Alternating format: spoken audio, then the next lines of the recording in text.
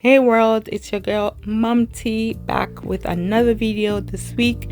I am so sorry it's coming late, but life is lifing. So today we're going to make one of my favorite dishes, which is a riro, aka fried spinach stew. I have here my roasted tomato and bell pepper roasted and blended. Then I have some riro, aka locust beans. I had a leftover tripe, onions, and I'm gonna cut up real soon, and the baby spinach that we will be using today. I also have some dried fish that I got from my mom and this fish powder that I found in her store. She had the red dried crayfish. We have palm oil,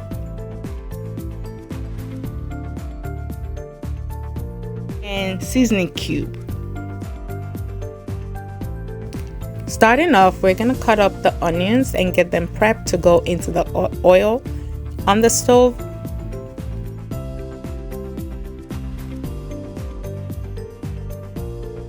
And then next, I'm gonna cut up the baby spinach that we will be using. I need to cut them smaller and thinner so that they give it that natural, easy to eat consistency. So after cutting that up, I'm gonna set it aside, put some water on the kettle to boil so I can use that to wash my spinach. And then first step in the cooking process after the prep is to put in our palm oil.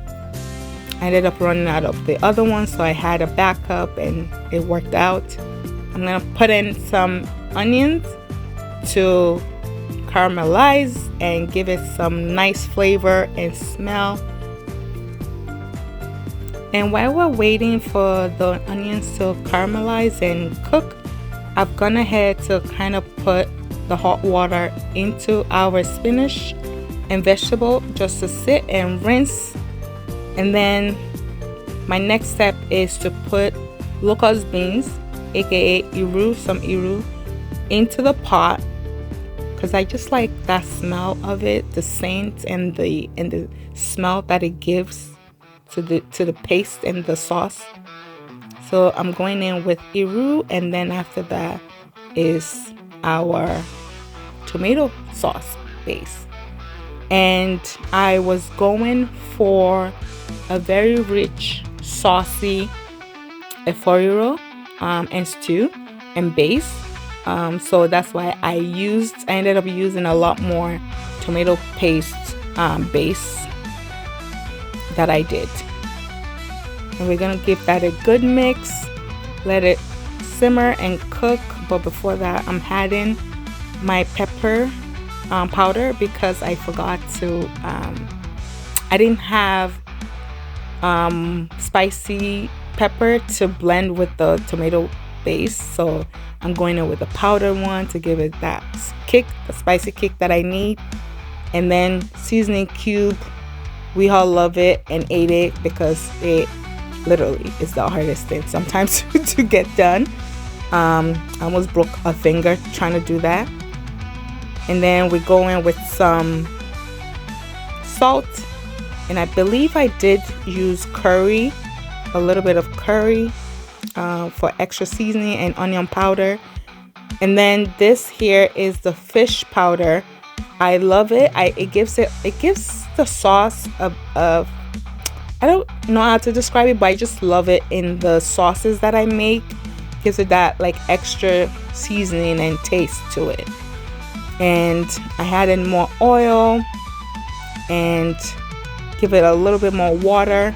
This is the water that I had from my blender, that I rinsed with my blender. So I'm using that to like loosen up some of that sauce because it was getting dry and thick. So gave it some water to loosen the sauce up. And then next up, I'm prepping my dried crayfish and dried fish with soaking it in hot water. Setting that aside, rinsing it and bringing it back to our sauce, adding it in.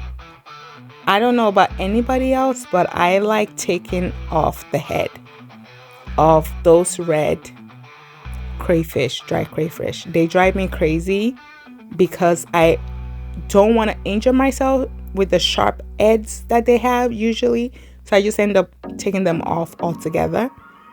And then I went in with my dry fish that I had. After that, we had our tripe cooked and ready. I defrosted it and put it in the sauce and mixed it. That's the only option that I had for protein. It's not really considered protein, but we're gonna roll with it. This is what I have on hand. So we're gonna mix that with the dried fish and the dried shrimp.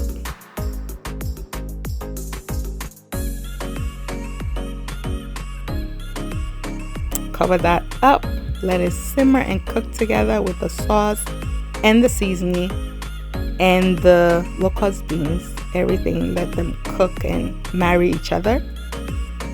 Put more water to loosen up the paste, the sauce. And then shortly after that, we're gonna go in with our veggie, our spinach, the star appearance. All right, so we're gonna go in with our rinsed and prepped spinach vegetable and mix it in. Mixing it with the sauce. I turned down the stove because we don't need that much heat to steam up the vegetable. We're not cooking the vegetable, we're just steaming it in the pot. So I turn down the heat, give it a good stir, and I'm gonna cover it for like 2 minutes. And then it should be all set and the food should be ready. If you've made it this far, let me know how I did with my first voiceover. It is harder than it looks and it's nerve-wracking, but I'm going through it. I'm pushing through. So let me know how I did down below. Comment down below. So this is the last step. I just kind of go in and mix everything together. I've turned off the stove. And this is the finished product. I added with some eba.